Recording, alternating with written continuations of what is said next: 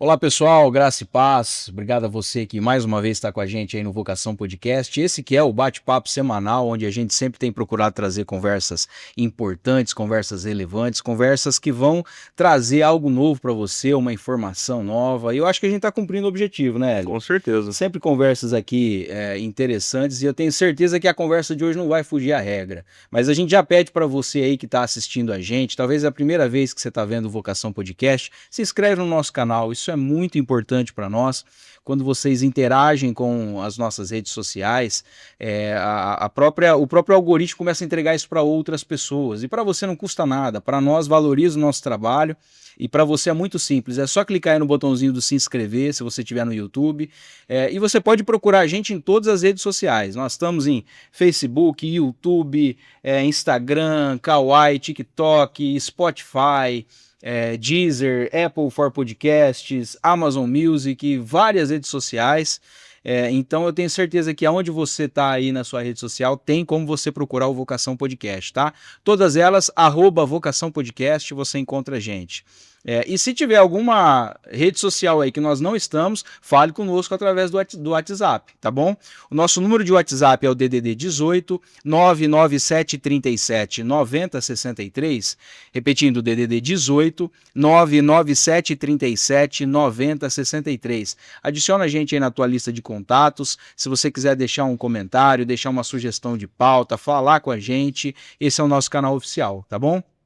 E agradecer também aí o Secate Estofados, né, que mais uma vez está com a gente, o Secate que é a pessoa indicada para qualquer tipo de ação que você for fazer na sua casa, na sua empresa, relacionada a espumas e tecidos. Ah, tenho o sonho de fazer um sofá ali sob medida, um sofá naquele canto ali que eu tenho, um canto grande, um canto pequeno, o que você precisar, o Secate pode fazer isso para você, reforma de estofado, construção de cabeceiras de cama, o que você precisar que tenha espuma e tecidos, você pode ligar no telefone DDD 18 981 34 86 49. Repetindo, DDD 18 981 34 86 49, William Secati. Bom, hoje nós estamos aqui com a doutora Giovana Maciel. Doutora, muito obrigado, tá, por ter aceito conversar aqui com a gente no Vocação Podcast, tá? Eu que agradeço o convite de vocês e a atenção. Obrigado. Doutora, a senhora de formação, a minha educação me pede para chamar de senhora. Posso chamar de Com você, né? certeza. Obrigado. Polêmico, né? Senhora, senhorita, cada um fala uma Então, justificativa, né? vamos tratar de você mesmo, né? Que acho que fica mais próximo. Mas você é formada em São Paulo? Onde que foi a formação? Foi a Universidade 9 de Julho. 9 de Formei julho. em São Paulo. Mas a especialização é em endocrinologia e metabologia, é isso? Isso. Fiz a primeira residência em clínica médica na Faculdade de Medicina de Jundiaí e depois fui a São Paulo para fazer minha subespecialização em endocrinologia e metabologia no Hospital Servidor Público Municipal. Já vou começar a mostrar minha ignorância aqui. Endocrinologia, beleza, é a respeito da produção de hormônios, células e tudo mais, né? E a metabologia? Ela diz respeito principalmente ao metabolismo do colesterol, da glicemia, então é bem importante, né, faz parte aí do estudo das dislipidemias, da alteração da glicemia, diabetes, pré-diabetes.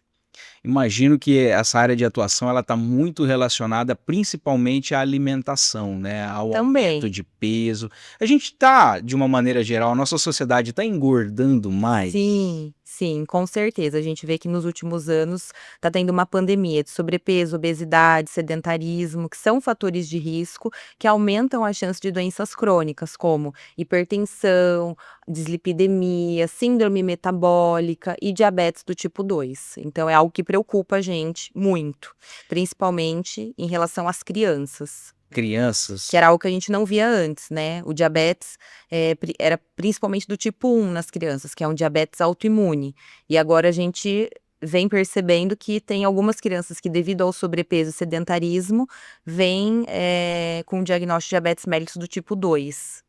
Tipo 2 já na infância? Já na infância. Porque a tipo 2 geralmente ela está relacionada, ao sobrepeso mesmo, né? Exatamente. A tipo 1 é quando ela está relacionada com um problema do pâncreas, uma deficiência do Isso, pâncreas. uma autoimunidade, né, tem autoanticorpos que eles acabam, prejudicando a função das células beta pancreáticas, que são as células que produzem a insulina. E aí, inevitavelmente, né, essa criança, ela vai acabar perdendo a função dessas células e não vai produzir mais a insulina, que é o hormônio responsável por captar o açúcar do sangue e levar ele para dentro das células.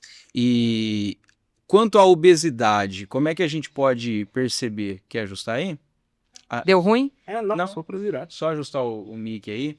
Mas quanto à obesidade, é um problema de escolhas alimentares ou é uma... Como que pode ser? O que a gente pode falar para essa mãe que está assistindo a gente aí? Fala, poxa, eu queria trazer alimentos saudáveis para o meu filho. Como é que a gente pode orientá-las? É muito simples, né? Então, hoje a gente sabe que o sobrepeso e a obesidade, né, eles são condições crônicas. Então, são doenças crônicas como hipertensão, diabetes, insuficiência cardíaca, asma. Então, é algo que a gente vai precisar cuidar ao longo da vida. E tem múltiplos fatores que acabam contribuindo, né, para o desenvolvimento dessas condições. Então, fatores epigenéticos, fatores sociais, fatores ambientais. Então, a gente reduzir o sobrepeso e obesidade apenas ao que o paciente come é muito pouco. Entendi, é muito maior É do que muito, isso. com certeza, sem dúvida, né? É uma doença que tem múltiplos fatores, ela é multifatorial. Então, se a gente tem mães que têm essa preocupação, o que a gente precisa orientar sempre é seguir uma alimentação mais balanceada possível. Então, com alimentos naturais, alimentos que você sabe o que você está oferecendo para sua família. Então, frutas, verduras, legumes, grãos, de preferência, se vocês tiverem acesso, grãos integrais, que eles têm uma maior quantidade de fibra, e manter uma alimentação com alimentos que você sabe o que tem ali dentro. A gente sabe que muitas vezes, quando a gente vai comer um alimento industrializado, muitas vezes a gente não consegue identificar o que tem dentro daquele alimento. E são esses alimentos que são os que mais preocupam a gente. Os ultraprocessados. Os ultraprocessados. Então, manter uma alimentação normal do brasileiro, né? Eu gosto muito de orientar no consultório para os meus pacientes a alimentação balanceada, principalmente o prato saudável, orientado pela OMS, que é a Organização Mundial de Saúde, que é algo muito prático para a gente fazer no dia a dia, principalmente no almoço e no jantar. Então, a gente tem o prato. A gente divide o prato ao meio, metade dele a gente pode colocar verduras e legumes, da forma que você quiser. Então, pode ser cru, assado, refogado, como você preferir. A outra metade do prato a gente vai dividir mais uma vez ao meio. Então, 1/4 do prato a gente destina às fontes de proteína. Então, são as carnes em geral, os ovos ou as leguminosas. Então, feijão, grão de bico, lentilha e as carnes de preferência que sejam carnes magras, que não tenham gordura aparente. Não fala isso, não. Verdade. E o outro 1/4 do prato a gente destina aos carboidratos, que são os alimentos brancos, amarelo claro. Então, o arroz... 1/4 só do prato. 1/4. É bastante. Se você for colocar lá o alimento direitinho no prato, quando vocês forem no self-service, é o que eu mais gosto de fazer, né? De orientar os pacientes. Vai no self-service e preenche o prato como o prato saudável do OMS. Você vai ver que você vai comer e você não vai ficar com fome, que é uma preocupação das pessoas, né? Ah, mas eu vou comer, vou ficar com fome. Não, não fica. E você fica super bem nutrido, é um prato que é fácil, né, para o brasileiro, tem tudo que a gente come no nosso dia a dia, tudo que está disponível aqui no Brasil, então... Então é legal. 1/4 de proteínas e o restante carboidrato? 1/4 é assim, o prato tá aqui. Então, metade dele você vai colocar salada e legumes. Na outra metade do prato, você vai dividir mais uma vez ao meio. Então, 1/4 do prato, proteínas. E o outro 1/4, carboidrato. Seria 3 partes no total. São 3 então, partes. maior, verduras e legumes. E legumes. Entendi. E falando em carboidrato, o macarrão. O macarrão tem... Hoje são os ultraprocessados, né? Não é um ultraprocessado. Não é porque... considerado? Não é considerado. Por quê? A gente tem várias classificações, né? Então, assim, a gente tem os alimentos que eles são minimamente processados, e tem os alimentos ultraprocessados. Então, os minimamente processados é, por exemplo, quando você está comendo um alimento que ele foi submetido a algum processo, né? Então, por exemplo, o arroz, o feijão, eles passam por um processo. Sim. Mas você sabe o que você está comendo, né? Entendi. E o macarrão, a gente tem que escolher bem o macarrão, né? A gente tem um miojo, que é um ultraprocessado, Sim. né? E a gente tem o macarrão normal, então que tem farinha de trigo, ou ele tem sêmola, ele tem ovos, ele tem óleo, então a gente sabe tudo que tá lá dentro. Ele não chega a ser um ultraprocessado, né? Mas ele foi um alimento que foi processado, né?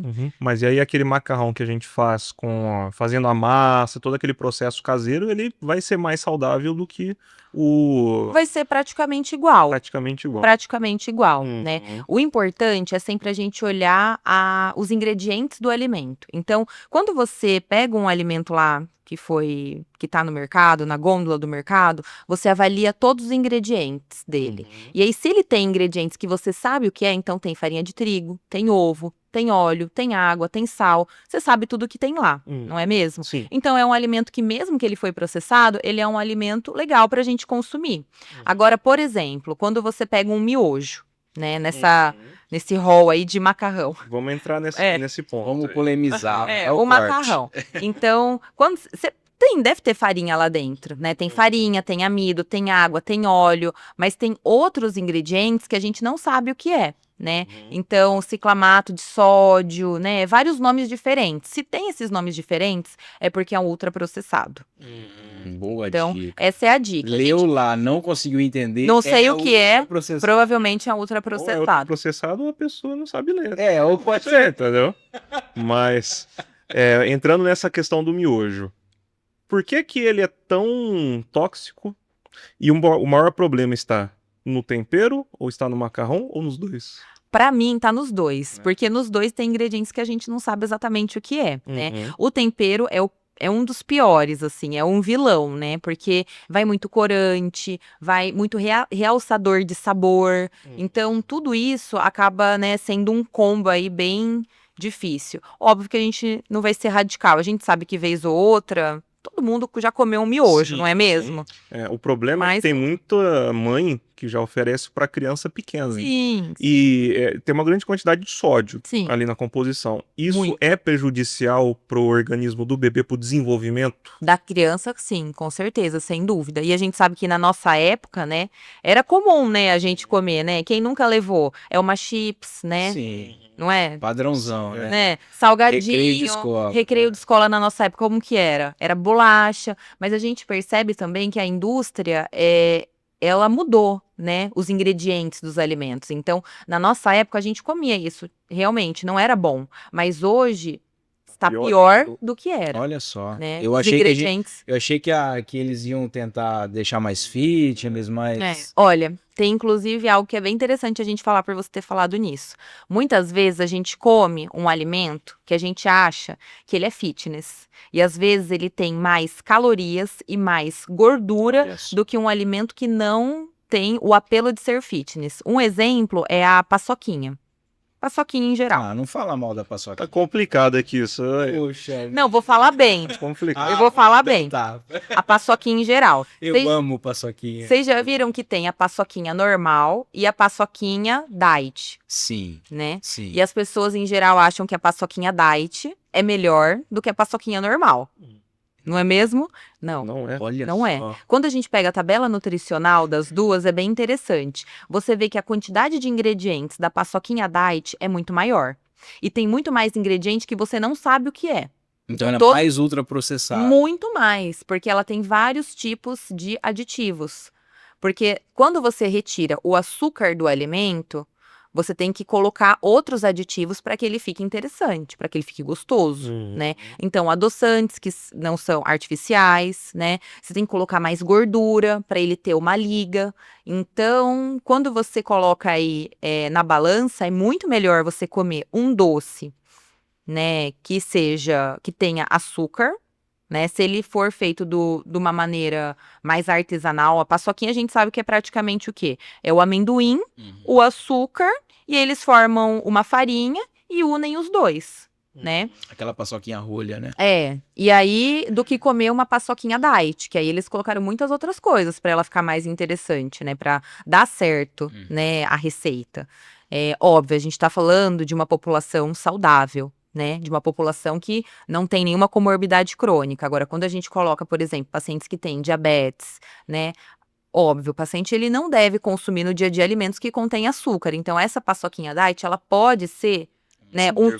Um substitutivo, né? Eventualmente. Sim, pode ser. Mas se a gente for falar da população em geral, é muito melhor você consumir alimentos que tenham açúcar do que alimentos diet, considerando que você vai consumir eles eventualmente. E essa lógica serve para outros alimentos diets também, como por exemplo o refrigerante? Sim, também. Porque O tem refri- até aquela questão que, para mim, um refrigerante diet ele é mais saboroso do que O normal. um normal, né? Tem uma marca aí de refrigerantes, né, do rótulo vermelho. Não vou falar porque não patrocina a É gente, verdade. Patrocina a gente. mas eu tenho essa impressão de que o diet ele é mais saboroso e doce do que o comum. Mudou muito o Mas sabor, aí também né? tem essa substituição, então, de ingredientes na Tem composição. também. Mas os Entendi. dois, refrigerante em geral, é ultraprocessado, não tem jeito, né? Os dois são. É. Né? É o Que a gente miojo. estava dando um exemplo assim de um alimento que sofre um processo, né? Uhum. Que seria a paçoquinha, e de um alimento que tem muitos outros aditivos, né? Então, é uma comparação que muitos nutricionistas fazem. Ô, doutora, e assim, a gente tem uma relação desse alimento ultraprocessado com uma disfunção metabológica do indivíduo, um problema de saúde que é desencadeado pelo consumo excessivo desses ultraprocessados? Todos os alimentos ultraprocessados, eles são alimentos altamente palatáveis, são alimentos altamente gostosos, né? Então, eles E a têm. ideia é essa, a indústria Não é? faz para ele ficar gostoso, né? Exatamente, Perfeito. né? Porque o que fica mais gostoso vende mais, Aham. né? Isso é normal. Então, assim, eles têm uma quantidade muito grande de gordura, uma quantidade muito grande de açúcar, e a gente sabe que existe um sistema de recompensa no nosso hipotálamo. Então, a gente acaba, né, querendo comer mais quando o alimento ele é mais palatável. E aí, se o consumo é exagerado, acaba que a gente acaba, inevitavelmente, tendo aí um ganho de peso e tem aí uma chance maior de desenvolver sobrepeso e doenças metabólicas, E como aí, você falou, né? principalmente, Lipidemias, colesterol alto, isso, né? síndrome metabólica, sim. E a solução é cortar ou pode equilibrar? Pode consumo consciente? Eu não gosto de nada que é radical e a maioria dos endocrinologistas não gosta, né? Porque é uma coisa que a gente não vai conseguir manter ao longo da nossa vida. Vocês concordam? Sim, certeza. Então, assim, o equilíbrio na vida é tudo. É muito difícil da gente atingir o equilíbrio em tudo, né? Mas o ideal é a gente tentar manter uma alimentação saudável pelo menos 80% do nosso tempo. Se a gente manter uma alimentação saudável nesse período, a gente consegue fazer escolhas flexíveis em 20% do tempo. E isso não vai ser algo que vai prejudicar os nossos resultados, né? Principalmente quando a gente está num processo aí de tratamento de sobrepeso, obesidade, ou até num processo de hipertrofia, né? Que tem muitos pacientes que também procuram a gente para isso, para ganho de massa muscular. Então, é o equilíbrio. Se você tiver aí tendo 80% das suas escolhas saudáveis, 20% elas podem ser flexíveis e isso dá muito certo. Ô, doutora, e pegando essa questão da musculação, do ganho de massa, você consumir esses alimentos, mesmo combinando uma dieta saudável, ele prejudica diretamente, ele atrapalha o ganho de massa muscular? Assim, quanto mais limpa for a sua alimentação, então quanto mais natural, melhor. Você concorda? Sim, sim. Mas não tem como a gente colocar o quanto isso vai prejudicar. Vai depender muito de quem é o paciente, né? Também de quais são os objetivos dele, quais são os resultados que ele procura, né? Quando a gente fala, por exemplo, de um fisiculturista, a gente tem que ser muito mais exigente, Sim. né?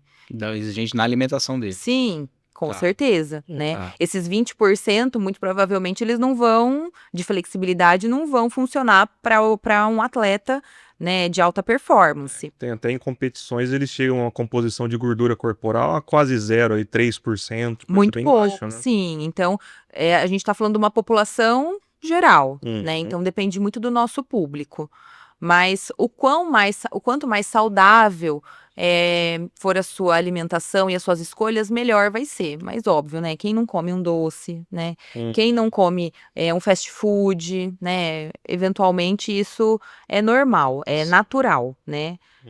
E agora mudando a chave completamente, porque a gente estava falando da alimentação errada, da vida errada, e agora a gente tem outro extremo que a gente está vendo muito, que é a vida fitness. Sim. Que é o camarada que vai muito na academia e aí ele quer fazer uma reposição hormonal, ele quer tomar uma testosterona, o energético para ele poder fazer mais exercício.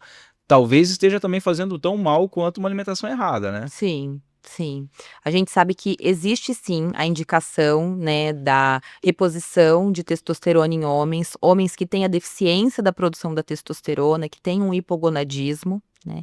Existe sim essa indicação, mas para fins estéticos hoje a gente não tem essa indicação. Ou seja, eu não vou tomar testosterona porque eu quero ficar bombado. Não. E essa injeção artificial de testosterona, ela tem efeitos prejudiciais? Porque eu ouvi falar que o ideal é ajeitar a produção orgânica, nossa mesmo, não Sim, ficar com essas sim. injeções, que por muito tempo ela pode prejudicar. Sim, É. pode prejudicar inclusive a produção da testosterona endógena do Hum. paciente. Então, quando a gente, dá um hormônio de forma exógena, o eixo, né, hormonal, ele é bloqueado. Então a gente não tem a produção de testosterona como ela deveria ser naturalmente. Como se o corpo visse, olha, tá vindo uma carga, então eu vou reduzir. Eu não preciso fazer a produção. Entendi. Isso pode causar impacto diretamente na saúde cardiovascular, né? Insuficiência cardíaca, aumento de chance de ter infarto, AVC, eventos tromboembólicos, aumento de doença hepática, aumento de doença prostática. E, além de tudo isso, impacto diretamente na fertilidade. E como que se regula naturalmente essa produção hormonal de testosterona? Estilo de vida, né? Então, assim, a gente sabe que a gordura acumulada no abdômen atrapalha muito a produção da testosterona, né, do homem. Então, atividade física, alimentação balanceada, exercício de musculação, tudo isso ajuda a produção de testosterona. O sono também, a qualidade do sono. Sim, sem dúvida, né? O sono ele é essencial para todos os nossos processos. Para vocês terem uma ideia, diante de uma noite mal dormida, né, a gente vai ter uma desregulação de hormônios que eles vão controlar a saciedade e a sensação de fome. Então, a gente vai ter aumento da grelina, que é o hormônio que é responsável pela sensação de fome, e redução da leptina, que é responsável pela nossa sensação de saciedade, né, num dia seguinte. E isso faz a gente consumir até 300 quilocalorias a mais. Caramba. E com preferência para alimentos palatáveis. Então, aqueles alimentos mais calóricos, né, alimentos que têm mais açúcar, mais carboidrato. Ou seja, dormiu mal, a chance de você quebrar a dieta no outro dia é grande. E muitas vezes a gente não sente, né? Quando você conversa com pessoas que já trabalharam à noite. Eu já trabalhei Era a muito à pergunta que eu noite. ia fazer. E o profissional que trabalha à Eu noite? conheço gente que é assim. Eu já trabalhei muito à noite, né, ainda mais na época de residência, né, na época da pandemia do Covid, muitos plantões à noite. E eu me lembro, no dia seguinte eu não sabia, qual era a sensação que eu estava sentindo, se era de fome ou de cansaço. É incrível. Porque Então. nas duas é o corpo querendo mais fonte de energia, digamos assim. Assim, a gente fica confuso, né, a gente acaba não conseguindo entender direito. Às vezes sempre eu comia a mais. Sempre eu comia a mais. E era o que minha mãe sempre falava pra mim, Guilherme, a noite é feita pra dormir. Sim. Não tem jeito, né? A noite Precisa ter um bom sono pra gente conseguir ter a nossa saúde restaurada e ter energia aí pra fazer as nossas tarefas no dia seguinte. Deixa eu tirar uma dúvida, você tocou no assunto da gordura do homem. É fato de que um homem que acumula muita gordura, ele acaba criando hormônios que não normalmente ele criaria, por exemplo, o estrogênio, o feminino? Isso pode acontecer, né?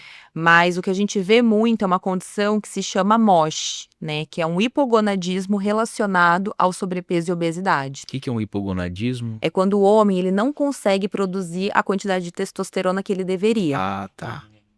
Então isso é muito sério. Ele né? reduz a produção de testosterona dele. Sim, por conta do sobrepeso e obesidade. A gente vejo no consultório, eu nem imaginava que eu teria a quantidade de pacientes que eu tenho com essa condição.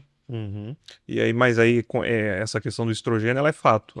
Também acontece. O homem, ele produz esses dois hormônios, só que numa escala, um é menor, o outro é maior, e com a mulher é o inverso. Isso, exatamente. Seria um mais predominante no homem e outro mais na mulher, mas os dois produzem os dois. Entendi. O estrogênio, ele... o que ele caracteriza na mulher e a testosterona no homem, pra gente comparar os dois? É assim, o estrogênio, ele é o principal hormônio sexual da mulher, e a testosterona é o principal hormônio sexual do homem. Então a testosterona está responsável principalmente pela virilização, né, dos órgãos, principalmente relacionado também à força muscular, e o estrogênio, ele está principalmente relacionado à questão não só, né, da função sexual da mulher, como também saúde óssea, outras questões. Mas seria basicamente isso. Mas nós podemos dizer que o homem ele tem mais libido do que a mulher? Não, Não. não. Olha só, mais um mito caindo então. Não, isso é uma crendice, assim, popular, né, que pra gente que tem que repor testosterona para ter uma boa libido. Não, a libido, ela é uma condição que ela tem, múltiplos fatores relacionados. Então não adianta você ter uma testosterona, em valores suprafisiológicos se você não tem um bom relacionamento, se você não tem uma boa parceria, Parceira. né? Ou se você tem outras questões, né? Outras doenças crônicas. Então, assim, é algo que a gente não pode simplificar, né? Não tem como a gente tratar condições complexas com soluções simples. Então, é isso muito que eu vejo hoje. As pessoas, elas querem tratar condições complexas com soluções simples. Isso não existe. Mas aí digamos então que a testosterona ela tá responsável pelo buscar do homem, da iniciativa, talvez. Não necessariamente. Mais pela força. Não digo. Eu acho que é um conjunto, né? Ela é responsável por diversas funções, mas eu não deixaria ela restrita a isso. Interessante. Ô, doutora, e me mandaram uma pergunta aqui a respeito das barrinhas de proteína. Essa daí é legal. Como é que é? Isso ajuda realmente no exercício? Porque também tem a barrinha de proteína, depois já me indicaram a barrinha de cereais para repor fibra, para repor tudo mais. É um alimento legal, importante? Olha, para que serve, né, a barrinha de proteína? Ela é um substituto alimentar quando a gente não consegue colocar na nossa alimentação a quantidade de proteína que a gente precisaria colocar através de alimentos naturais, né? Então, através do ovo, das leguminosas, das carnes em geral, ou laticínios. Seria isso. Sim. Só que muitas vezes, para essa barrinha ela ser uma barrinha gostosa, ela tem que ser colocado nela múltiplos aditivos. E aí ela vira um ultraprocessado. Entendi. Aí cai naquilo. Só que hoje a gente tem algumas marcas de barrinha de proteína que são bem legais. Elas acabam sendo alimentos processados, né? Não chega a Não ser tanto quanto as outras, né? é um alimento processado, né? Mas não chega a ser minimamente processado, como a gente falou do exemplo do arroz, do feijão, né? Que muitas vezes tem só o processo mesmo de limpeza, eles tiram a casca do alimento. E são interessantes, né? Tem algumas que são feitas com clara de ovo, tâmara, cacau. E aí, para adoçar, muitas vezes eles recorrem ao mel. Então, quando você lê a tabela de ingredientes, você sabe o que tem nessas barrinhas, né? Diferente de outras barrinhas que a gente tem no mercado, que quando você vai ler, tem inúmeros ingredientes e muitos a gente não sabe o que quer dizer. Muito químico, né? Sim, muitos aditivos para que elas fiquem com gosto mais interessante. E o whey por si só ele é um suplemento, ele vai, como você disse, ele vai complementar, né, essa Sim. inserção de proteína. E eu já vi que tem aquele cálculo, né, de 1,6 a 1,8 vezes O seu peso. quilograma, né, corporal. É possível bater essa meta diária só com alimentos? É possível, mas muitas vezes você vai ter que comer um volume alimentar muito grande, né? Então, acaba que é difícil, né? Sim. Para o homem, é sempre mais fácil, porque normalmente o homem ele consegue comer mais volume do que uma mulher. Mas a gente tem muitas coisas que a gente pode usar. Tem mulher que Tem umas que bate forte. tem. Não vou citar nomes nem apontar aqui, mas tem. Mas essa questão é interessante mesmo. A gente chega numa conclusão, não tem fórmula mágica, né? É a Não. alimentação correta e o exercício físico. E a constância. E a constância disso, né? Eu gosto de falar assim, ó, que estilo de vida saudável, né? Falando sobre um estilo de vida realmente saudável, não o que muitas pessoas colocam hoje, o wellness, né? Que é algo que muitas vezes é fora do real. né? Então, manter uma alimentação saudável com alimentos de verdade e fazer atividade física, uma atividade física que você se identifique, que você goste, que você sinta prazer, é uma maratona, né? Então, é algo que você vai fazer, né, ao longo da sua vida. Não é uma corrida de 100 metros. Exato. Então, Porque assim, regime a gente começa, a gente vai bem a primeira semana, né? Não. e fala, eu vou rápido, rápido. Pô, legal, dali um mês você fala, ai meu Deus do céu, já tá. É porque alguma coisa não tá certa, né? Quando a gente não consegue manter, é porque tem alguma coisa que tá normalmente em exagero. E a própria doutora conseguiu cortar o açúcar É. da vida. Como que foi? Foi fácil? Foi custoso? Era algo que você não se via abrindo mão? Como que foi essa mudança? Foi um voto, né? Então não foi pensando em saúde, né? E na época, quando eu fiz isso, eu ainda tinha dúvida se eu faria ou não como subespecialidade em endocrinologia. Eu pensava em outras subespecialidades, né, na época. Então, assim, foi um voto, não foi algo muito difícil, eu tive uma situação muito difícil na minha vida, e aí eu conversei com Deus e falei, na hora que eu tive essa notícia, eu falei, eu vou fazer um voto pro resto da minha vida, e o voto vai ser, eu nunca mais vou comer doce. Que era algo que eu gostava muito, sempre gostei, Meu né? Deus do céu. E aí, na hora que eu pensei, que eu falei isso, assim, no meu pensamento, eu falei, e agora? Eu falei pra Deus que eu nunca mais vou comer. Falei, então eu vou seguir firme. E como que foi esse preparo psicológico? Foi de um dia para o outro? Foi na Foi? Foi, não Porque assim, eu disse, conversei com Deus, eu vou quebrar? Não. mas o açúcar, ele tem uma relação de dependência mesmo, química, né? A gente não parece que quando a gente tira o açúcar, a gente começa, não sei, Exato. tem mesmo isso biologicamente? Tem. Quanto mais você come, mais você vai querer comer, né? E a gente sabe que os alimentos hoje, eles estão cada vez mais adicionados em açúcar. Vocês já viram a nova classificação? Que agora, por lei, as empresas precisam Alto colocar teor de... o rótulo sim. de alto teor, gordura, sódio e açúcar, né? Então, sim, tem essa relação, sim. Não foi fácil pra mim, Imagino. mas eu tive que decidir, foi...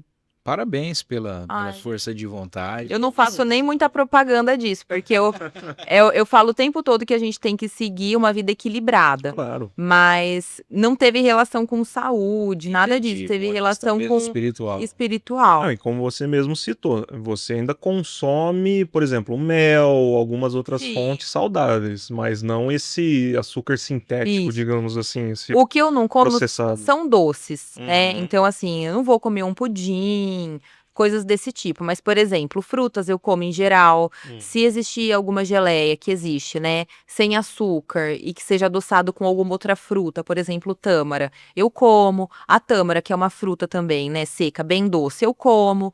Mas o doce, que era algo que eu sempre gostei, leite condensado, sabe? Essas coisas, então, não. E qual que é a dica que você dá para manutenção? E a pessoa ela toma a decisão, vou diminuir ou cortar o açúcar.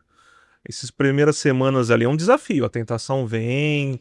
Qual que é as dicas que você dá para a pessoa se manter no eixo ali? Fugir da Planejamento. aparência do mal. É como se- Passa longe da padaria. É, Planejamento. Então, assim, quando a gente tem a nossa semana, né, bem planejada, então, inclusive, com esses momentos de exceção na nossa semana, a gente se sente mais seguro. Então, por exemplo, segunda-feira, eu vou fazer de café da manhã isso, almoço aquilo, jantar aquilo. Você já tem isso pré-determinado e meio preparado em casa. E aí, por exemplo, quinta-feira à noite, eu vou comer um hambúrguer com os meus amigos. Isso aí tá no seu planejamento. Então, você não tá saindo do que você planejou isso. E no sábado eu vou tomar um sorvete. Então, isso também tá dentro do seu planejamento. Então, o ideal é que a gente se planeje.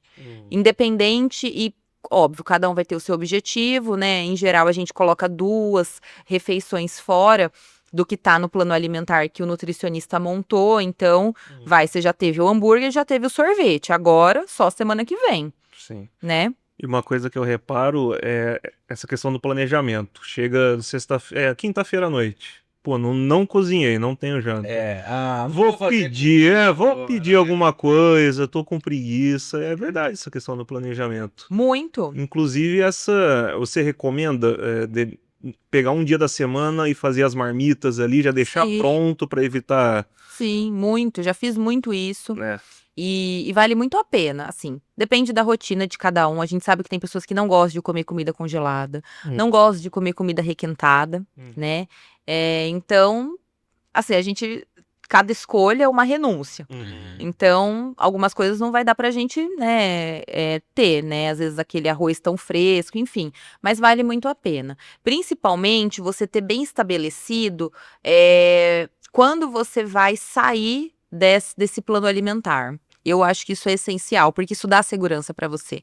Tem muitos pacientes, principalmente mulheres, que falam assim: ai, doutor, eu gosto muito de doce, eu quero comer doce todo dia. Não tem problema. Vamos estabelecer, então, uma quantidade para você comer todos os dias. E aí você tá segura, você sabe que naquele horário o seu doce vai estar te Você esperando. não vai ter peso de E consciência. você não vai. comer. Você vai ter uma quantidade que é para você comer. Óbvio, tem pessoas que falam, eu começo a comer e não consigo mais parar. Então, né? Cada caso é um caso. Isso é muito legal, porque quando a gente vai pisar na jaca, se a gente não tiver com a mente, você não aproveita aquele momento que você tá pisando na E jaca. adiantou do quê? Vai querer comer depois de novo. Né? E depois você pode também ter medidas purgativas, né? Então você vai querer.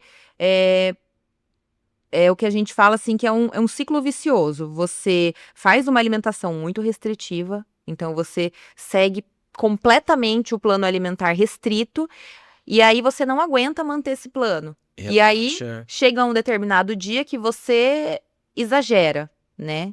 E aí depois você vai ficar culpado por conta do exagero que você cometeu, e aí você vai voltar a manter uma alimentação restrita. Então não funciona. Algo restritivo não dá certo ao longo da vida. E fica naquele efeito sanfona, né? Emagrece, engorda, emagrece, engorda, emagrece, engorda. E não é nem tanto em relação a emagrece e engorda. Imagina como que fica a cabeça dessa pessoa, né? O tempo todo pensando sobre isso. Então, é muito mais tranquilo pra gente planejar. Então, deixa quando você vai fazer as suas refeições, planeja quando você vai colocar as suas refeições livres, isso dá muito certo. E tranquiliza a gente se sente seguro, né? E fazer isso com acompanhamento de um profissional, né? De um nutricionista, de um médico endocrinologista, para fazer realmente esse tratamento. Assim, doutora, a gente vê. Eu gosto muito de assistir Discovery. E eu vejo muito o Dr. Now. Eu acho que Melhor doutor. todo mundo conhece o Dr. Now, né? Sim, dos quilos mortais. Quilos mortais, 300 quilos. Já atendeu casos assim, Sim. extremos? Sim, já. Como que é esse processo hoje nós temos a ferramenta talvez da caneta emagrecedora, recomenda, não recomenda, como é que funciona? Sim, hoje a gente fala, elas ficaram carinhosamente conhecidas como canetas, né? Mas a gente fala que elas são medicações para o tratamento do sobrepeso e obesidade, né? Então, e também podem ser usadas para o tratamento do diabetes do tipo 2, né? E são medicações muito boas, medicações muito potentes e que a gente tem resultados muito bons, né? Quando o paciente não tem contraindicação e tem obesidade, a gente indica e a gente tem muito sucesso, né? A gente vê que os pacientes, eles têm realmente muitos resultados, assim, bons, com o tratamento adequado, segmento com nutricionista. Então, vale muito a pena. Mas é aquilo que a gente vê na televisão mesmo, é o cara ter que decidir na casa dele, com a rede de apoio dele, emagrecer, senão ele não consegue. Não tem como, né? É o meio também, né? Então, é multifatorial, né? A obesidade. Então, o meio também influi muito. Então, quando a família, né, ou o seu companheiro, sua companheira tá envolvida, é muito mais fácil, né? Para você conseguir seguir um plano alimentar. Imagina você em casa seguindo o seu plano alimentar e o seu companheiro comendo outras coisas. Fica difícil, né? Não é tão radical como com o Dr. Now, né? E normalmente eu recebo muitos casais no consultório. Eles vêm a consulta juntos. E os dois estão no sobrepeso, na obesidade. Nem sempre é sobrepeso e obesidade, mas é muito interessante que eu escuto eles falando, então a gente vai fazer junto. Então a gente vai ao mercado juntos. Então a gente pode ir na academia em tal horário. Então, você vai muito mais longe quando você tem rede de apoio do que quando você está sozinho. Então faz muito sentido isso. Importante dizer isso, né? Da importância de todo mundo do lar aí poder fazer em conjunto, né? Até para que o benefício vai ser para a comunidade, né? Então vai ser para todo mundo de casa, todo mundo vai ganhar saúde. Ô, doutora, e falando nesses casos aí de obesidade, como que a gente classifica? Obesidade mórbida? Hoje em dia, como que é? Hoje a gente tem a classificação que a gente não coloca mais esse nome como mórbido, principalmente porque a gente sabe que a obesidade é uma doença que tem muitos estigmas, né? Sempre teve. Sim. E hoje o que a gente quer é reduzir o estigma e classificar ela como doença, para a população se conscientizar que é uma doença crônica como qualquer outra doença, como hipertensão, como diabetes, como insuficiência cardíaca, asma, enfim.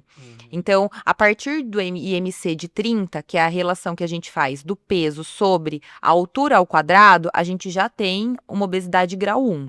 Aí acima de 35, grau 2, acima de 40, grau 3, né? É assim, mas a gente não considera mais como mórbida. E desses graus mais altos, vamos pegar uma pessoa que está pesando 200 quilos.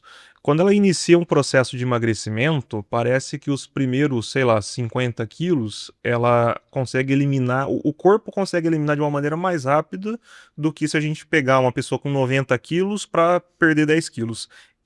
De fato é isso que acontece? E como que o organismo, por que o organismo trabalha dessa maneira? Não é dessa forma. A gente sempre classifica em percentual a perda de peso. Então, a gente não avalia, por exemplo, um paciente que ele tem um peso de 150 quilos versus um paciente que tem 90 quilos. Sempre vai ser em percentual a perda. Então, essa questão de uma perda maior de peso ou menor de peso, isso pra gente não vai ter interferência. O que vai contar em percentual o quanto ele perdeu, né? E pro corpo, não é natural a gente perder peso. Porque o ser humano é um dos poucos animais que, durante aí toda a sua evolução, conseguiu fazer um estoque de energia, certo? Até por isso que a gente não entrou em extinção. Então, quando a gente perde peso, o nosso corpo entende que a gente está entrando em risco, que a gente vai entrar em extinção. Então não é natural emagrecer. Não, jamais. Olha só. Jamais, não é natural. Então, o corpo ele lança de diversos mecanismos contrarregulatórios para que a gente pare a perda de peso. A cada 1 quilo perdido, você aumenta em 200 quilocalorias a sua fome por dia. Caramba. Rapaz, que interessante. A gente começa a priorizar algumas ações, algumas funções do corpo a outras, né? A gente vai reduzindo o nosso gasto energético no dia, tudo para evitar que a gente perca peso. Então, a obesidade, o estudo da obesidade é algo que nos últimos 15, 20 anos é algo que está muito mais claro para os médicos, mas ainda existe muito que a gente não sabe, né? Então, E essa queima de caloria, ela é proporcional também, nesse caso da pessoa com 200 quilos, a pessoa com 90 quilos? depende da massa muscular. Porque a gente vê nos programas, por exemplo, e é uma questão lógica, né? O tipo de exercício que uma pessoa de 200 quilos vai fazer, ela é menor, menos Tem menos mobilidade. menos né? mobilidade do que uma pessoa de 90 quilos. Mas aí ela consegue perder um volume grande de peso, né? Então é uma questão proporcional mesmo. O corpo ele vai trabalhar essa proporcionalidade ali, esse volume. Vai depender da quantidade de massa muscular. A gente encontra hoje muito pacientes que têm obesidade sarcopênica, que é algo que preocupa muito a gente. É um paciente que ele tem, além de um acúmulo muito grande de gordura, eles têm uma redução muito intensa de massa muscular. E aí, a taxa metabólica basal do corpo, normalmente, ela é baixa. Né? Então, porque quem mantém a taxa metabólica basal, que é o gasto energético do corpo em repouso, é o músculo. Então, a gente fica numa situação super difícil, porque o paciente, ele não consegue gastar o tanto que a gente gostaria. Então, a gente tem que intensificar exercícios de força, exercícios resistidos, musculação, pilates, à medida que o paciente tolera. Né, como você falou, Sim. né, cada caso vai ser um caso, e aí a gente intensifica outras estratégias, né, nutricionais, para que a gente consiga ir tendo a perda de peso, além do tratamento medicamentoso. E saber a taxa metabólica basal é fundamental para perda de Sim, peso. sim. A gente avalia através, né, da quantidade de músculo que o paciente tem, né, em exames indiretos. Então, bioimpedância ou DEXA, né, de composição corporal, que seria a densitometria de composição corporal. E aí, se a gente fala de envelhecimento, como que o corpo ele sofre mudanças nessa queima de calorias, mais, menos, Na da questão mulher mulher. para o homem também tem essa diferença? Como que é? Tem, é natural, né? Então, com o envelhecimento, a gente tem uma substituição da massa muscular por gordura. Então, depois dos 30 anos, a gente vai perdendo massa muscular 30 ao longo, anos. ao longo do tempo. Já Então, entramos já na linha de perder massa, hein, Hélio? Vamos pra academia hoje. E falando nesse termo de entrar, aí tem a questão da menopausa da mulher. também. A menopausa. Para o homem existe algo proporcional ali, o que seria. A gente fala muito da andropausa, né? Hum. Que seria o quê? Com o envelhecimento, o homem também tem uma redução na produção da taxa de testosterona. Isso é normal, né? Mas não chega a ser valores tão baixos que caracterizaria, que caracterizaria o hipogonadismo, né? Que seria aquela deficiência de produção de testosterona. Mas e a menopausa? Ela chega em níveis mais baixos ou não São necessariamente? condições diferentes, É. né? Então a gente não compara o homem com a mulher. São condições diferentes, mas que muitas vezes acontecem em conjunto em casa, né? O homem tá na andropausa e a mulher na menopausa. E aí os dois, eles vão tendo sintomas que muitas vezes alguns sintomas vão ser parecidos, né? Como que vocês falaram, redução da libido. Isso pode acontecer concomitantemente. A gente precisa também saber tratar o casal, né? Da relação do casal, né? Que é um desafio, né? É algo que a gente fala muito mais hoje do que a gente falava há 10 anos atrás, né? E o que é a menopausa? A menopausa, ela vai ser caracterizada pela redução da produção do estrogênio, que é o hormônio sexual feminino. E a gente, Necessariamente ao fim do ciclo menstrual? sim, Necessariamente. sim. Tá. A gente vai ter um período de 1 ano sem ciclos menstruais. Então, ele é um diagnóstico retrógrado, né? Tá. Então, a mulher, ela vai percebendo que depois dos 45 anos, ela vai começando a ter ciclos menstruais mais espaçados. Eles não vêm todos os meses, eles vêm, veio em 1 mês, depois veio depois de 1 mês e meio, depois de 2 meses, até que ela tem o último ciclo menstrual e nos meses seguintes não tem mais ciclos. Cessou. Quando ela completa 1 ano sem ciclos menstruais, a gente pode falar que ela entrou na menopausa. E você falou que a menopausa começa ali pelos 45, em média. Existem fatores que podem antecipar a menopausa? Sim. Principalmente histórico familiar, né? Então, assim, com qual idade a sua mãe, as suas irmãs entraram na menopausa, né? Então, tem mulheres que entram mais cedo, né? A gente fala que menopausa fisiológica, ela ocorre depois dos 40 anos e em média até os 55 anos, é um período que pode acontecer. Aí vai depender desses fatores, né, histórico familiar, como eu falei. E a gente tem uma condição que seria a falência ovariana prematura, que aí seria uma condição diferente, né? Não é algo fisiológico e é quando a mulher, antes dos 40 anos, tem redução do estrogênio. E aí necessita de investigação de causa, tratamento, então é uma condição diferente. Né? Entendi. E vamos falar sobre a tua experiência com esse tema da menopausa. O que geralmente você recebe no teu consultório? Que tipo de mulher, com qual queixa? Quando que uma pessoa te procura? Variadas.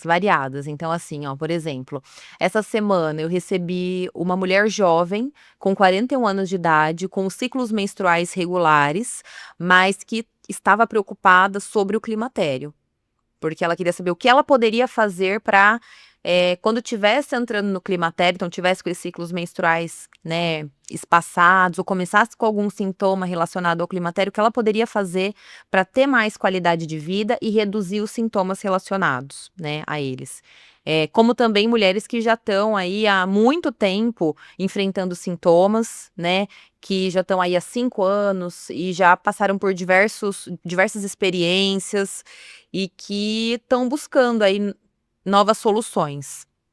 Os sintomas mais comuns, né, de uma forma geral, não só no meu consultório, é realmente os sintomas vasomotores, que são aqueles calores que as mulheres enfrentam muitas vezes ao dia, atrapalham o sono, muitas vezes acordam, causam insônia. Esse é um dos principais, né?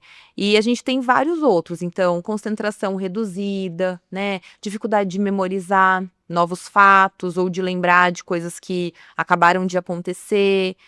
Muitas delas também falam em redução de libido, né? É uma queixa mais tardia. É o ressecamento da região vaginal, né? Tendo muitas vezes até dor na relação sexual, além de composição corporal, né? Que elas falam que, olha, eu tô fazendo a mesma coisa que eu fiz a vida inteira, e a vida inteira eu mantive o meu peso, e agora eu só aumento o peso. E o peso acumula principalmente na região, né, do abdômen. Então, são múltiplas. E como tratar esse paciente? É uma reposição hormonal? Porque a gente ouviu muito tempo falar que a reposição hormonal da menopausa dava câncer. Sim. Como que a ciência se comporta com isso hoje? Então, o que aconteceu é que nos anos 2000 a gente teve um estudo muito importante, né? Que foi o estudo que acabou fazendo com que a maioria das pessoas acreditassem que a terapia de reposição hormonal, ela tem capacidade, né, de propiciar o desenvolvimento de alguns tipos de câncer, né, que são estrógeno dependentes. Só que nesse estudo, eles usaram uma população de mulheres mais velhas. Além disso, as mulheres desse estudo, elas já tinham um risco cardiovascular aumentado. Então o problema foi no grupo de estudo. E além disso, eles usaram um hormônio que é um hormônio que não é o que a gente costuma usar hoje para as mulheres, né? Então, era um estrógeno equino conjugado, é algo que a gente não usa mais hoje. E aí, depois de todo o estudo, depois da primeira avaliação, o estudo muitas vezes ele passa por várias outras avaliações. E aí, durante os anos, eles foram avaliando subgrupos, e eles viram que no subgrupo específico de mulheres que tinham menos de 60 anos, estavam dentro dos 10 primeiros anos da menopausa, e usavam um tipo de terapia hormonal específica, a gente não tinha malefício, não tinha aumento de risco de desenvolver algum tipo de câncer, né? Então, a gente vê que isso tudo foi mudando, como tudo na medicina, né? Uhum. A medicina é uma ciência de verdades transitórias. Então, hoje a gente tem muitos estudos e a gente vai descobrindo as coisas, né? Hoje a gente tem uma verdade, amanhã pode ser que essa verdade ela se modifique, né? Mas hoje, então, a medicina recomenda a reposição hormonal. Se a mulher não tiver contraindicações e estiver dentro da janela de oportunidade de tratamento, que é essa que eu te falei, menos de 60 anos de idade, né, para iniciar, e tenha menos de 10 anos de menopausa. E a reposição hormonal são via oral, comprimido, que ela vai fazer uso diário? Múltiplas formas. Então, a gente tem por via oral. A gente tem também por via transdérmica, que pode ser feita inclusive por adesivos, ou Olha por só. gel, ou por spray. E a gente também tem por via tópica, que aí a gente faria por via vaginal. Então, tem muitas formas da gente fazer a terapia hormonal. E também nós temos formas não hormonais de tratamento para as mulheres que não podem fazer, né? Tem mulheres que têm histórico de câncer de ovário, histórico de câncer de mama, né? E a gente, histórico de AVC, infarto, evento tromboembólico, e aí nessas pacientes a gente tem a oportunidade de tratá-las com outras medicações que não contêm hormônio e que também podem aliviar muito esses sintomas. E assim, doutora, é importante a gente estar falando um pouquinho da saúde da mulher, apesar de que já passou o mês de outubro rosa, mas qual a importância desse autodiagnóstico da mulher? O que ela tem que se observar? Fala um pouquinho para nós sobre esse autocuidado da mulher. Olha, principalmente na fase do climatério e menopausa, a gente precisa avaliar algumas condições, né? Então, a gente sabe que nesse período a mulher ela vai ter um risco cardiovascular aumentado ao que ela tinha antes desse período, por conta da redução do estrogênio, que é um hormônio que protege a mulher de eventos cardiovasculares, também protege a saúde óssea da mulher. Então, a gente tem que ter atenção com o peso, atenção com os níveis pressóricos, açúcares no sangue, glicemia e colesterol. Isso a gente avalia em toda consulta. Tá? Além disso, a gente tem os exames preventivos, que são aqueles exames de rastreio que a gente faz em todo paciente, né, assintomática, então que não tem sintomas, pensando em rastrear alguma condição que seja prevalente. Então, a gente tem a mamografia, que tem que ser feita. Todo ano. Isso. A gente tem também a colonoscopia, né? Que é um exame que a gente tem que fazer a partir dos 45 anos de idade, né? E aí todos, homem, mulher. Homens e mulher. Porque a mamografia não tem pro homem, ou tem? Não precisa ser feito pro Tá, homem, tá. né? Seria pra mulher. A colonoscopia, que a gente faz a partir de 45 anos, né? Pra fazer o rastreio de câncer de cólon, que é o câncer de intestino. E pra mulher, né? A partir dos 60, 65 anos, a gente faz também densitometria óssea, que é pra avaliar a saúde óssea. Né? Então é isso, a gente avalia a mulher como um todo, tanto essa parte metabólica que eu falei inicialmente, bem como essas outras condições, né? Então é bem amplo, né, o cuidado. Interessante da gente sempre estar observando as alterações, né? E sempre procurar um médico com antecedência. A gente até brincou aqui, a gente recebeu aqui o doutor Ísio, endocrinologista também, e a gente falou, poxa vida, tem um camarada que troca o óleo do carro de 100, de 1000 em 1000 km ali, faz a calibragem dos pneus, só que não lembra a última vez que fez um exame de sangue, né? Não cuidou de si mesmo. Então a importância da gente fazer esse autocuidado, né? Tem uma recomendação mesmo para mais jovens fazerem esse acompanhamento médico? É bom sempre ano a ano fazer um check-up? Como é que é? É, assim, de recomendação que a gente tem é principalmente em relação aos rastreios, né? Então, em relação ao diabetes, a gente começa a fazer o rastreamento a partir de 35 anos, se não tiver nenhum fator de risco, né? Então, não tiver história familiar, tudo mais. A gente também pode, no mesmo período, fazer a avaliação do colesterol, né? E esses outros que eu te falei, que seria mais a questão do exame preventivo da mulher, o Papa Nicolau, que tem que ser feito também a partir de 20 anos. Depois a gente vai para a mamografia e faz também a colonoscopia. Esses seriam os principais, falando de uma população geral. Aí cada população vai ter também alguma orientação mais específica, né? Por exemplo, pacientes que são tabagistas, a gente pode fazer rastreio com tomografia de tórax, de baixa densidade, enfim, tem várias particularidades, mas em geral é isso. Tem uma curiosidade, primeiro, assim, já parabenizar e agradecer por tudo que os profissionais da saúde fizeram no ano de 2019, 2000, 2021, que eu acho que foi assim foi algo que nós nunca vivemos enquanto sociedade, né? E a gente enfrentou a pandemia de Covid e a gente tem que agradecer demais vocês que estiveram na linha de frente, trabalharam nisso. Você atuou lá em São Paulo, né? Foi em Jundiaí. Em Jundiaí. Como é que foi a tua experiência pessoal? Agora eu quero ir para o lado pessoal. Como é que foi ali viver aquele momento tão singular da história e os medos que vocês tinham? Como é que foi essa... Foi bem desafiador, né? Na época eu ainda estava fazendo a primeira especialização, residência de clínica médica, então a gente viveu no hospital meses e meses, né? Meses e meses, a gente foi bem intenso. Eu me lembro que foi bem intenso. Você perdeu colegas? Não, graças a Deus não, nenhum, graças a Deus não. A gente trabalhou muito, né? Foi um período assim de muito trabalho, mas teve muitas perdas, né? Foi muito difícil, mas graças a Deus a gente conseguiu, né, passar, né? Foi bem difícil mesmo. E estava em Jundiaí no período? Isso. Foi o período que você conheceu o teu marido. Conta um pouquinho para nós essa história. Exatamente. Na época a gente teve vários momentos, né? Então, a pandemia mesmo estourou mesmo em março, né?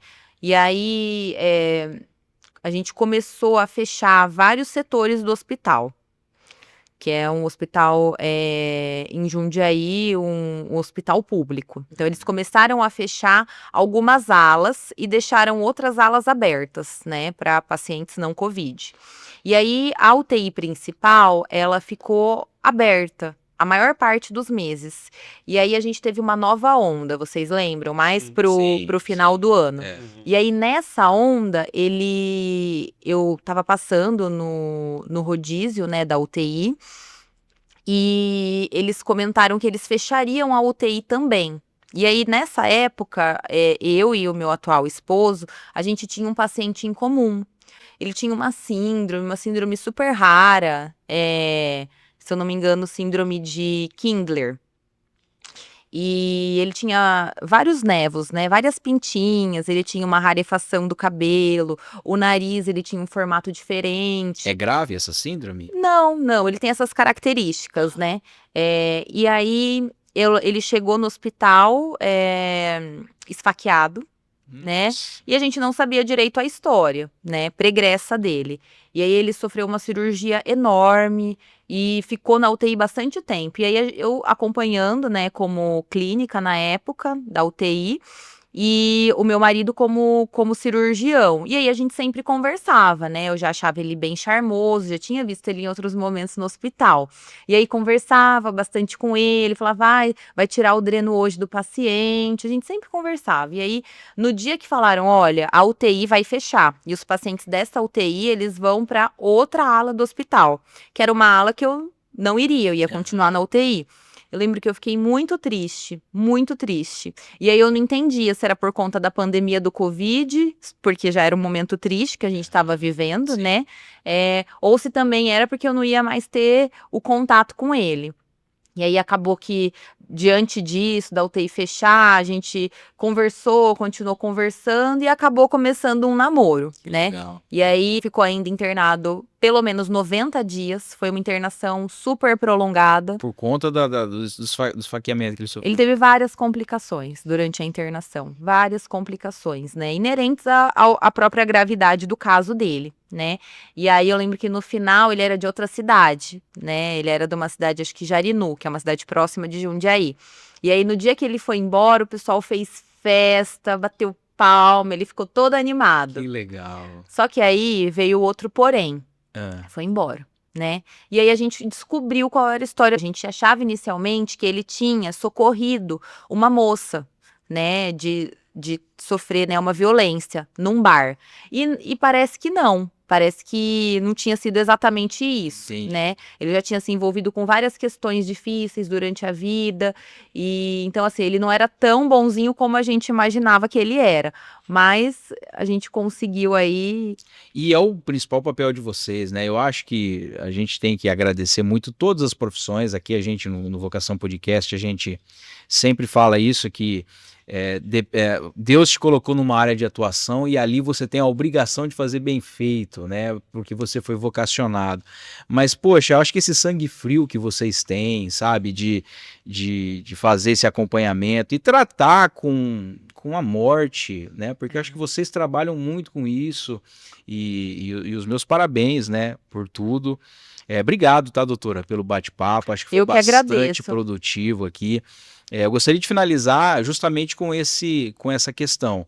A gente sempre finaliza o Vocação Podcast fazendo uma comparação com Martinho Lutero e um sapateiro. Que um sapateiro uma vez chegou para Lutero e falou assim: Lutero, como é que eu sirvo melhor a Deus? E Lutero falou assim: faça um bom sapato e venda a um preço justo.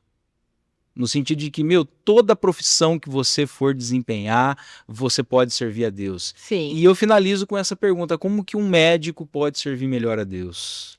Todos os dias da vida dele, né, trabalhando, estudando, que é o principal, né, Se atualizando. se atualizando, né, oferecendo o melhor tratamento para o paciente sempre, e trabalhar com muito amor, porque é um ofício, né, a gente sabe que a gente consegue aí ajudar muitas pessoas, né, de forma direta, de forma indireta. Então, todos os dias da minha vida eu agradeço por poder trabalhar com algo que eu amo e algo que eu sei que eu consigo ser uma pessoa melhor também a cada dia. Legal, parabéns, doutora. Como é que o pessoal te acha nas redes sociais, o teu consultório? Eu tenho Instagram, doutora, DRA, Giovana, com G, I, 2 Ns, ponto Maciel. Giovana.maciel. A gente vai estar no título do card, né? Título do vídeo, o nome da doutora Giovana. Só procurar ela lá no Instagram, né? Atende em Birigui? Isso, a gente atende em Birigui, no consultório e também na Associação de Diabetes Juvenil de Birigui, que é um Legal. trabalho muito especial, que a gente já tem há muitos anos lá e que eu fico me sinto muito honrada de fazer parte. Legal. Parabéns, doutora. Muito obrigado pelo muito bate-papo. obrigada. E a gente quer agradecer a você também que esteve com a gente até agora aqui no Vocação Podcast. Dizer que é um motivo de grande alegria para nós quando a gente recebe esses feedbacks de vocês, recebe os comentários. E a gente pede sempre aqui, faça isso, interaja com o nosso canal, se inscreva aqui no nosso canal do YouTube, ativa o sininho, porque quando você ativa o sininho, sempre que a gente tiver material novo, conteúdo novo, você vai receber isso com exclusividade. Nós estamos aqui todos os sábados às 15 horas trazendo um conteúdo novo para vocês, e a gente quer receber essa interação do público, tá? Então segue a gente nas nossas redes sociais, a gente está no YouTube, no Facebook, no Instagram, no Spotify, no Apple, no Deezer, no Apple for Podcasts, no Amazon Music, no TikTok, no Kawaii, várias redes sociais. No Orkut. No Orkut também, Não, né? não tá, mas não. Vai voltar o Orkut, né? Eu ouvi dizer que vai voltar o Se Orkut. Deus quiser. Se voltar o Orkut, Legal. nós vamos estar no Orkut também. Legal. Muito obrigado, pessoal, por vocês terem acompanhado a gente. E agradecer também aí o Secate Estofados, né? A gente sempre fala aqui, o Secate assim como que a gente tem falado aqui no Vocação, é um profissional vocacionado porque ele faz. Então, o que você estiver precisando aí do ponto de vista de reforma de estofados, você tem o sonho de fazer aquele sofá sob medida lá na tua casa, naquele espaço ali, olha, o Secate é a pessoa que pode te ajudar nesse sonho, tá? Você pode falar com ele no DDD 18 981 34 86 49. Repetindo o DDD 18 981 34 86 49, William Secate. Tá bom? Muito obrigado, pessoal. Deus abençoe vocês e até semana que vem mais um episódio aí do Vocação Podcast.